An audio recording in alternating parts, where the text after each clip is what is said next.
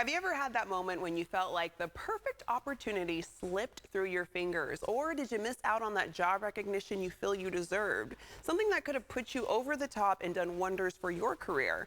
Well, today we're dealing with the curveball of career snubs and how to bounce back from them. Women's career expert and self-advocacy coach Elizabeth Pearson is the author of Career Confinement. She's here with her steps to put career snubs in check before they turn into long-term professional setbacks. Welcome back, Elizabeth.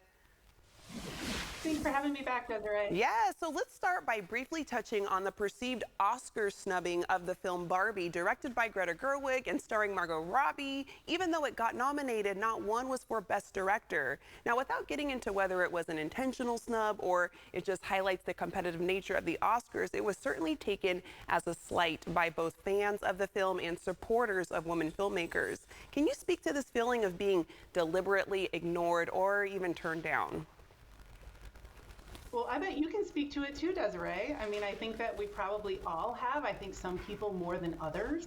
But yes, I'm in my Barbie pink today because I do feel like there was a slight there. While there were wins, I think that there was a pretty broad oversight. And I think that we can all be triggered by this because we've felt this way before too. A lot of times in our careers, we've gone for a promotion or we've gone for a new job or that raise, and it just didn't feel fair that we didn't get it. So it's great to kind of talk through some of those emotions and how you can turn it into a positive and use it as momentum to move forward. Yes, and you have 5 steps that kind of dive into that. So I wanted to start with the first one. How do we navigate those emotions from which can range from feeling somewhat overlooked to as much as a metaphorical kind of slap in the face? Is there a trick to turning rejection into a launching pad for something even better?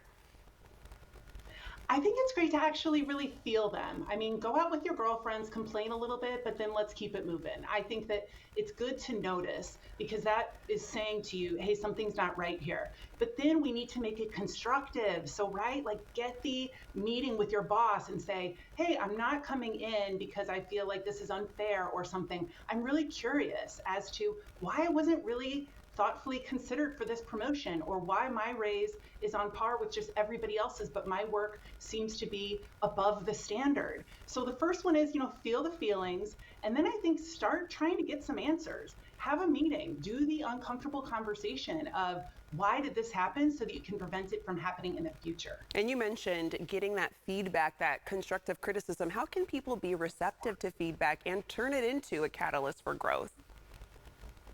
Well, I think it's see it for what it is. It's business. A lot of times emotions can run high in it, but if you really read between the lines and if your boss is saying, hey, you don't usually raise your hand for these things, so we didn't think that you wanted to be a project lead, things like that, like sit with those and say, okay, am I leaning in enough? Am I being an advocate for myself? Am I letting them know that if there is a job in another city, hey, I want to be considered for that? So I think you need to take the emotions and turn them into action after you've had some self-reflection. I like that, taking the emotions and turning them into action. And to that point, taking charge of our careers sounds bold and maybe a little scary, but how can this key step become our secret weapon for future opportunities? Well, I think if you're sitting back waiting for your boss to tell you what's next for you, you are missing out.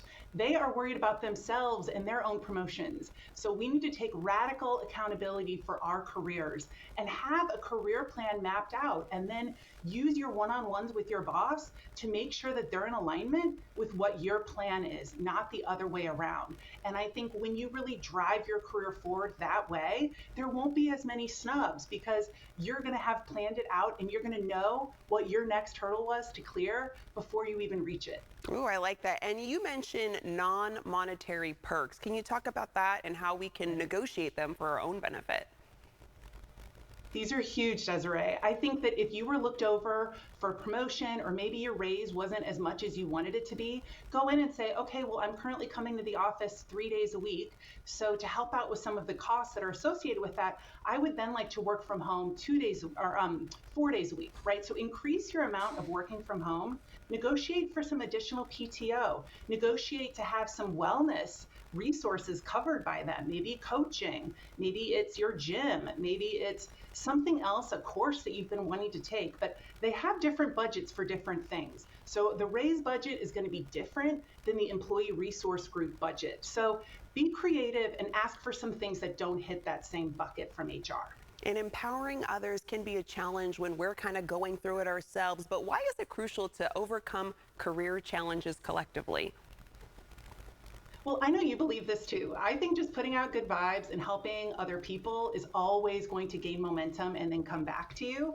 But I also think that if we are operating from this place of competitiveness, especially with other women, it's really something that can look negatively on you as you're insecure because you are not propping up other women around you. So do it for the good vibes, but also do it because it's going to help your professional brand at work. All right, Elizabeth, you're helping us moving forward with our careers. I always appreciate your time. You can listen to Elizabeth's podcast, The Working Mom's Guide to Sanity, on Apple Podcasts.